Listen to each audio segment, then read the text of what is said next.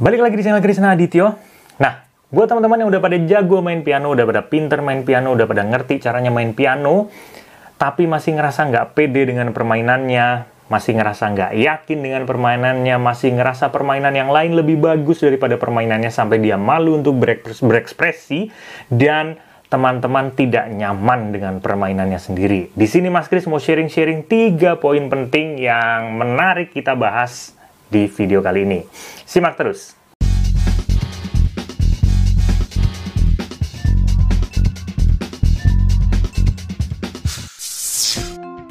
Memang ada teman-teman, orang yang dia udah pinter mainnya, udah pada jago mainnya, ya kondisinya udah asik, padahal mainnya bagus, tapi dia nggak pede dengan permainannya. Nah, harapannya dengan video ini teman-teman semua bisa lebih termotivasi lagi, teman-teman bisa berani lagi, tidak malu berekspresi, teman-teman bisa yakin dengan permainannya, teman-teman bisa berani untuk berkarya, dan teman-teman paling penting nih ya, teman-teman bisa menikmati permainannya sendiri. Oke, simak terus. Kita langsung masuk ke poin yang pertama ya teman-teman. Poin yang pertama adalah nuansa. Kenapa nuansa? Jadi gini, kalau kita memainkan sesuatu, kita main piano atau kita main alat musik yang lain, kita bisa membawa sebuah nuansa yang nantinya nuansa tersebut bisa ditangkap si pendengar, dan si pendengar itu bisa merasakan nuansa yang kita rasakan. Ya, nuansa itu seperti apa sih contohnya? Nah, nuansa ini kita bisa buat, jadi nuansa ini sebuah kondisi ya teman-teman yang mau kita sampaikan, kondisi yang mau kita sampaikan. Nah, gimana caranya? Ada beberapa teknik yang kita pakai, yang Mas Kris pakai, yaitu visualisasi. Ya, visualisasi. Jadi kita memvisualize sebuah kondisi, sebuah peristiwa teman-teman, yang nantinya bisa menentukan kita arahnya permainannya mau kemana. Misal kita mau main lagu A, atau kita mau improvisasi lagu, atau kita mau bikin lagu. Nah, nuansa ini yang memfondasikan ketiga poin ini teman-teman. Ketiga hal yang teman-teman mau lakukan ini, ya kan? Nah, nuansa ini, misal gini, Mas Kris kasih contoh aja langsung. Aku pengen main lagu, misal gitu ya, pengen main lagu. Tapi lagunya pengen dibikin kayak gimana ya? Nah, dibikin kayak gimananya ini, nuansa ini yang penting teman-teman. Misal, Mas Kris lagi membayangkan ada di satu tempat, di lobi hotel, misal pakai piano grand, kemudian di situ ada orang-orang bule pada duduk di situ, dan Mas Kris pengen main lagu yang mellow, yang kira-kira ada popnya, ada jazznya. Oke. Kemudian tergambarlah sebuah genre. Oh, main jazzy lounge, misal kayak gitu. Kemudian kita bikin lagi nuansa. Wah, kita lagi di pantai nih, lagi di pantai, main piano di pantai, kemudian ada suara ombak sana sini. Kayaknya kalau main lagu-lagu reggae gitu asik kayaknya. Atau kayak kita main lagu-lagu keroncong atau caca, kayaknya asik deh. Nah, jadi nuansa ini yang kita bangun di diri kita sendiri, supaya lagu yang mau kita mainkan atau lagu yang mau kita buat itu nggak lari teman-teman. Nah, kalau nuansanya kita udah ketemu, genrenya pasti ketemu. Nuansanya dulu kita dapat, visualisasinya, pengen main apa, kayaknya genre ini cocoknya ini deh. Kayaknya nuansa ini cocoknya genre ini deh, gitu. Oke, itu yang pertama ya teman-teman, nuansa. Ini sekali lagi, ini yang Mas Kris lakukan selama ini. Sorry teman-teman, agak kepotong karena baterai kameranya habis. Kita langsung masuk aja ke poin yang kedua ya. Poin yang kedua ini kita membahas tentang balancing. Nah, ini kita membahas tentang teknik teman-teman. Teknik dimana kita bermain lagunya. Kan kita udah ketemu tuh lagunya kita main apa, kemudian nuansanya kita mau sampaikan seperti apa. Mainkanlah dengan balance. Artinya apa? Balance ini porsinya pas. Fillernya porsinya pas, variasi melodinya tidak terlalu over, melodi utamanya tidak ketutupan dengan variasinya, chordnya harmonis dengan melodi utamanya, kemudian teman-teman memainkannya juga dengan dinamika, dengan hati mainnya, dengan perasaan, semua itu dikemas ya. dikemas dalam konsep tidak over atau bisa disebut juga balance ya. Ini memang butuh proses, tapi kalau teman-teman udah pada bisa main semuanya, Mas Kris yakin teman-teman bisa melakukannya. Ya, karena permainan balance ini bukan berarti teman-teman harus memiliki teknik yang sangat bagus, enggak juga. Ya, teman-teman bisa main finger speed yang bagus, enggak juga. Teman-teman bisa main arpeggio kenceng, naik turun, enggak juga. Main balance ini cukup dengan teman-teman bisa santai, relax, perhatikan melodi utamanya, perhatikan chordnya, kira-kira ada tempat bisa diisi variasi seperti apa, tempat bisa diisi filler kayak gimana, kasih ya. Kadang kalau kita udah pada bisa main, udah pada bisa teknik macam-macam, ada juga yang seperti ini, terfokus dengan salah satu teknik ya, misal teknik finger speed.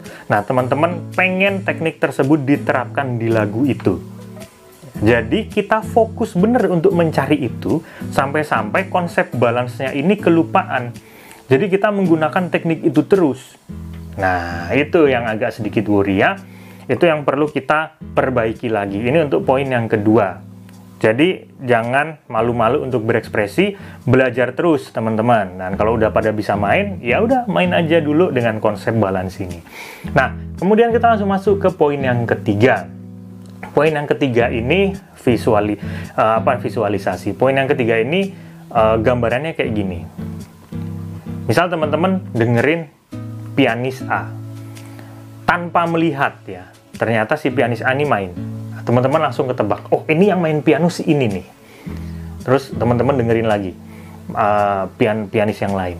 Oh ternyata mainnya kayak gini. Ah ternyata yang main ini nih. Jadi apa yang kita bahas di poin yang ketiga ini? Karakter. Ya, karakter ini penting karena apa? Karena ini yang nantinya menjadi bekal teman-teman ke depannya. Ya, memang butuh effort yang lebih untuk kita membahas karakter ini. Nah, buat teman-teman yang udah pada bisa main piano dan nggak pede mainnya, nggak yakin ininya, dengan permainannya, nah teman-teman mulailah mencoba-coba mencari karakternya sendiri. Nah, karakternya seperti apa? Gini teman-teman. Teman-teman kan pasti udah belajar dari pianis-pianis yang lain, ya kan? Teman-teman udah bisa ngerti pianis ini siapa, pianis itu siapa. Teman-teman bisa ngulik teknik-tekniknya, teman-teman bisa apa. Nah, tinggal cari bagaimana nyamannya. Nyamannya teman-teman main seperti apa. Misal teman-teman memainkan nyamannya dengan gaya A misal. Yang satu teman-teman nyamannya dengan gaya B. Kira-kira teman-teman bermain misalnya main 20 lagu gitu. 20 lagu, apakah gayanya sama? Apakah permainannya sama? Kalau memang sama dan itu enak didengar, nah itulah karakternya. Ya. Jadi yang paling penting di sini apa? Cari karakternya. Kalau udah ketemu karakternya untuk apa? Untuk merasa nyaman. Kita memainkan permainannya, kita merasa nyaman sendiri dengan permainannya. Gitu teman-teman. Bukan untuk kita bisa show di mana, bukan.